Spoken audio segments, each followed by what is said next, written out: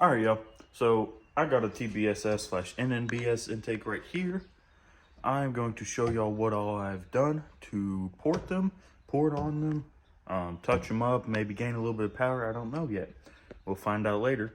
And this all will be going on my 1981 LS swapped Camaro. So, with all that being said, here is the setup. Sorry, I have my phone upside down. Here's the setup. It's a NNBS intake out of like a, I want to say this one's out of like a 2010 to 2013 Silverado. It is flex fuel original truck. Had these 36 pounders in it here. And for reference, these are interchangeable with stock Gen 3 style Mule Tech. So you can put Mule Tech injectors in this. You can put these injectors in a Mule Tech truck. Just have to have an adapter for these. Or for the Mule Tech, depending on what you do. The actual O-ring sizes are the same, just down here is a little bit longer than the Mule Tech. So I can show you that, guys, later. But, so, all I did, I got one of these little sanding bits. Then I had, if I can grab it here, this. What you want to do, you just want air, whatchamacallit, goddamn, can't think of the name right now, and then a sanding disc for it, and then a cutter for it, and some WD-40 so it doesn't gouge into it. Let me grab a flashlight here, stick it right up in there in that PCV hose, fits perfectly, and then let me grab my good one. So as you guys can see, there's still some stuff back in there. Further on back in, there's still some stuff from where I've cut it. But from factory, there is a giant lip right about here. So all I did was I took this and just cut it down. And then I took this sanding bit and I've just been working on it back and forth. Of course, all while spraying WD-40. If you don't, it can warp it, it can get hot and possibly penetrate through. Just right through here is pretty thin, as you can see there. It's pretty thin. There ain't a lot of material right there, so kind of be careful right through the, I don't know, about 3 inches in. Start being kind of careful with how much you cut on it.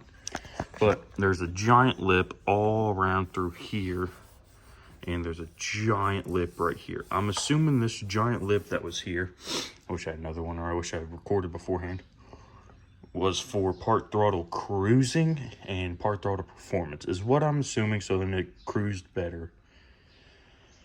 Obviously, I don't really care about that. I just want as much flow, high end, because that's going in my 1981 LS swapped Camaro over there. I'll show you guys that in a little bit, if you guys want.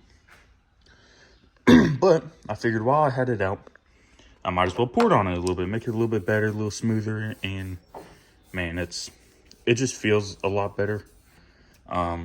Obviously got a little bit there from where I got a little excessive in one spot sitting there, or it got a little dry, but overall it is a lot better than factory, in my opinion at least. There was also a giant lip back there. You can kind of see where I cut right there. There's a giant lip right there. It's stuck up, I don't know, maybe a 1/4 inch or so. I cut that down as well. I got a 92mm throttle body con. These are originally a 90mm opening here.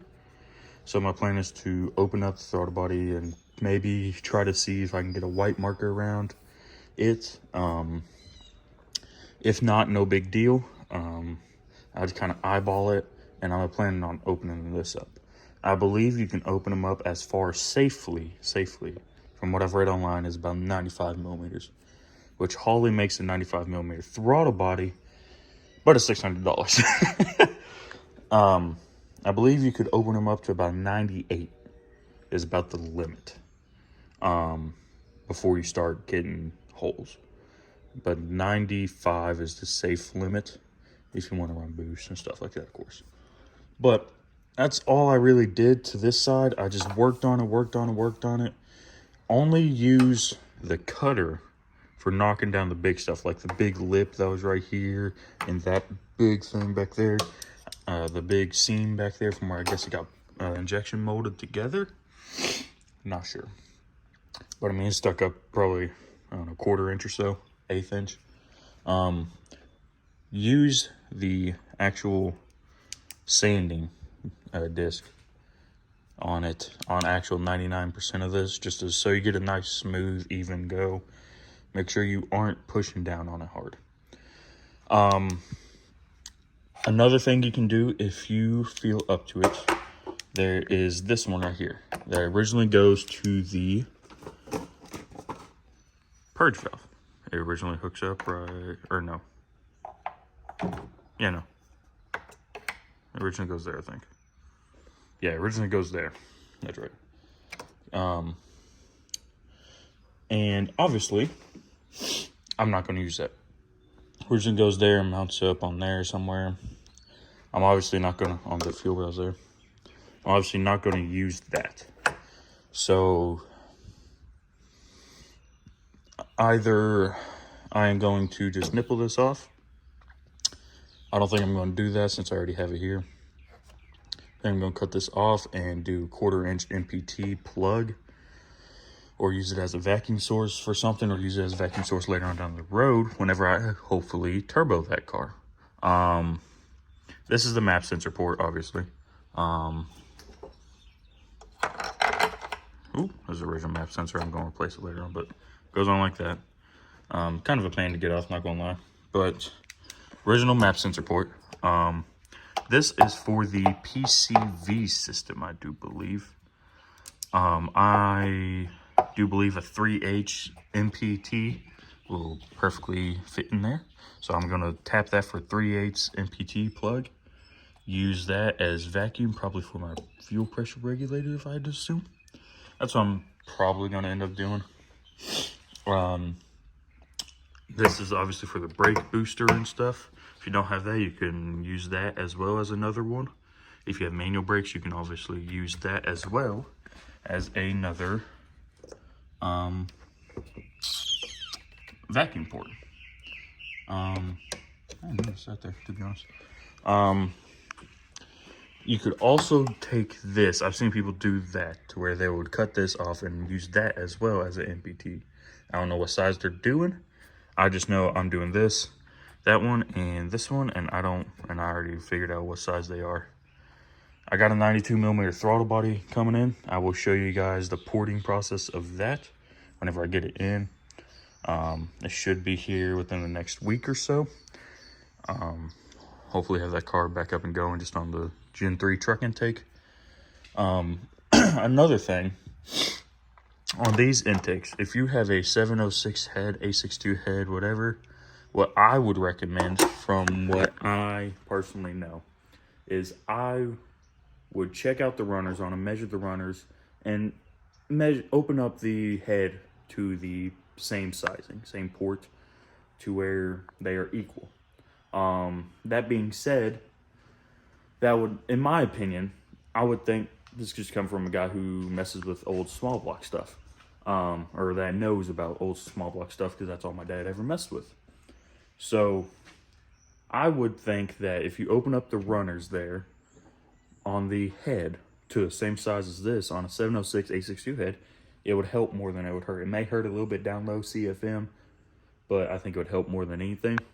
That also being said, from where my heads are not coming off on the car, I'm just going to let it be.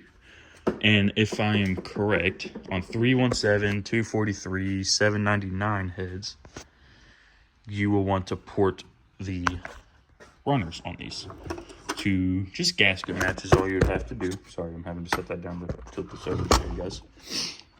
Just gasket match is all you would have to do to the head, because I believe the heads on the 799, 243, 317s are a touch bigger than these. I want to say these are like 1.06 or something runner, and the 317, 243s and stuff are 175 inch width, all width runners. Maybe it's 1.075, something like that. That or just honestly just get a set of gaskets and gasket match completely. I still got gaskets coming in. And that's what I would do. And if you really want to do it, you could open this up a little bit. Just be careful opening it up too much, because if you open it up too much, then you will start running into issues where you are killing down low horsepower for very minimal up top horsepower, because you are then shortening the runners in a way. So then all you're doing is just hurting yourself in the long run. You know, it may help above 6,000 a little bit, but anything below that, it'll hurt. Honestly, in my opinion, I don't think it has enough plenum volume in it to help above that much.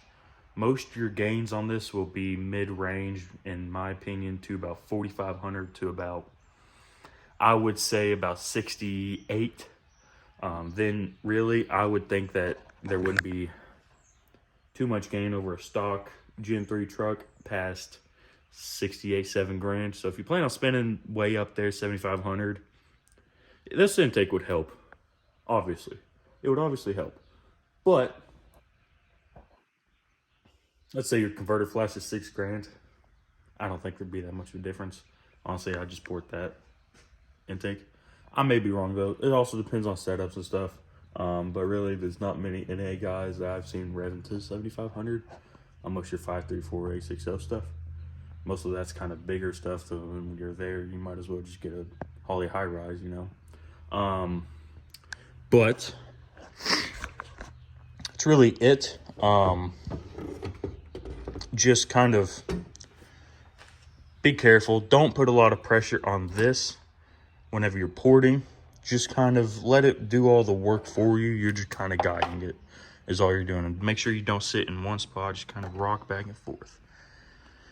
If you had a longer one of these, a longer bit there, that would be amazing, because that was my limitation here, was the bit. It was not long enough. Honestly, if I had a longer bit, you may be able to pick up more. There's a guy who does the actual porting for a living, I'm pretty sure, and his name is, he goes by 454 Chewy. And if you watch his are, if you look at his from here all the way back, he just completely ported. The entire intake runner side is ported. That guy does good work. I've seen a bunch of videos. He claims 15 to 20 horsepower extra.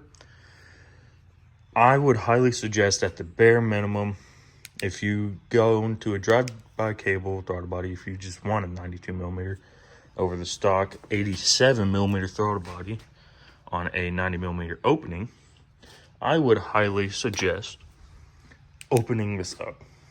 Because in my opinion, from what I've seen and read and everything else, this is a 90 millimeter opening. If you have a 92 millimeter throttle body, this will stick over just a hair.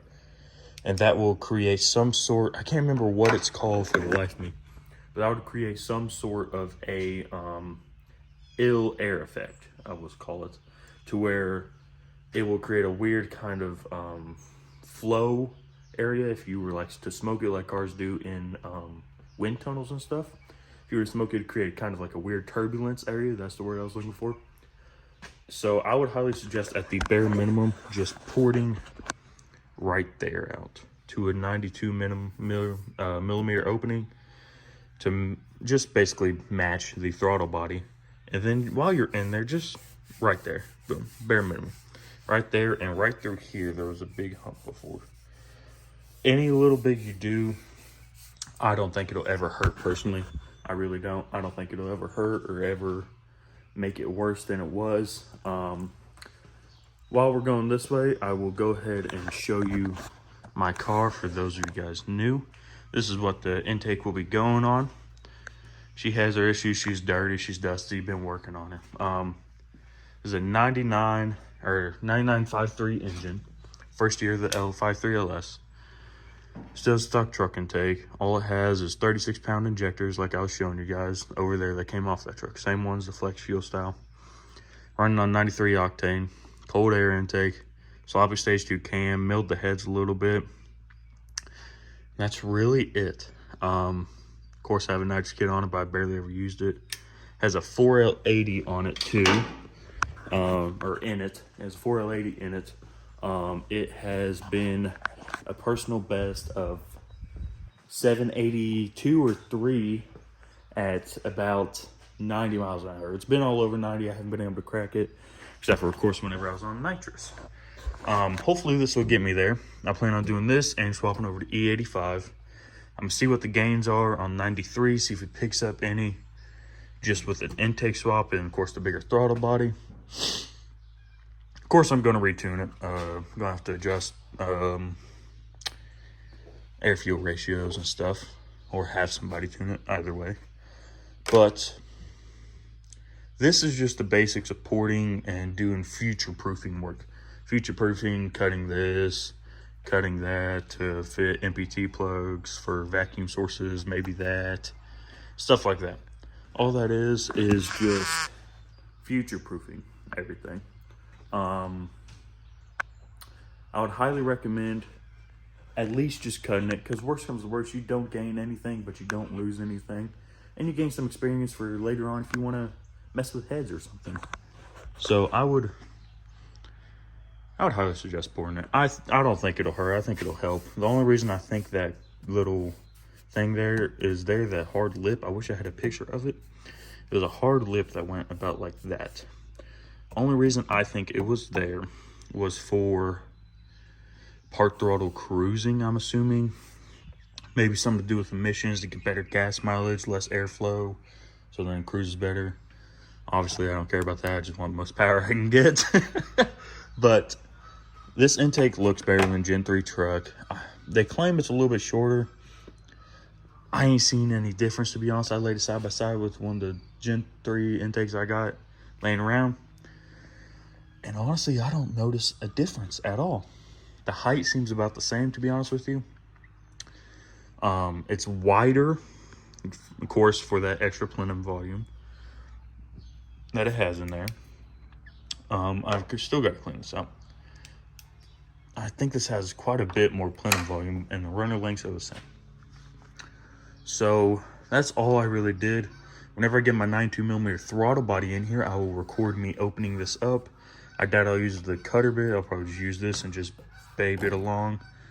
Once again, make sure you use WD-40 or some sort of lubricant in there so you don't gouge it and overheat it or anything, because this is plastic. It can warp. Being stock plastic intake, they handle a lot of boost. It takes a lot for them to warp, but just to be safe, you know what I mean? Oh, don't want to overheat it and weaken the plastic or nothing. So that is the gist of it. I got 1500cc injectors to go in Multec style. I'll show you guys installing all of these. These aren't the 1500s. These are stock 36s that came out of the setup. But with all that being said, thank you guys for watching. If you guys got any comments, questions, concerns, please put it down in the comment section down below. If you like the video, give it a thumbs up. Have a good rest of your day, y'all.